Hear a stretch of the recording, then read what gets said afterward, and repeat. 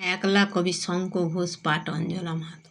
আমি যখন একলা থাকি তখন কি আর একলা থাকি জানো? তখন সঙ্গে থাকে কারা? থাকে সবুজ গাছপালার তার ভিতরে চলে যাওয়ার পথও থাকে, ঠিক যদি সারা। একটা আছে কাঠবিড়ালি, আমার দিকে তাকাই খালি, এদিক ওদিক টানতে থাকে আমায়। যেই না তাকে ধরতে যাব, ভুলিয়ে দেয় সব হিসাব, ছুট দেয় আর কেউই বা তখন থামায়।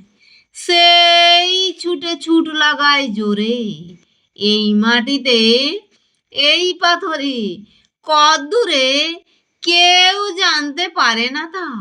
মস্ত আশীর্বাদের মতো মাথার উপর ইতস্তত গাছের থেকে ঝরতে থাকে পাতা। তখন আমি একলা তো নই, থাকে না আর দুঃখ কোনোই। শাল বনে বা তাল সুপরির বনে ঘর বার সব এক হয়ে যায়, চুপ থাকাটাও বাজ না বাজায় তখন আমার একলা মনের কোণে।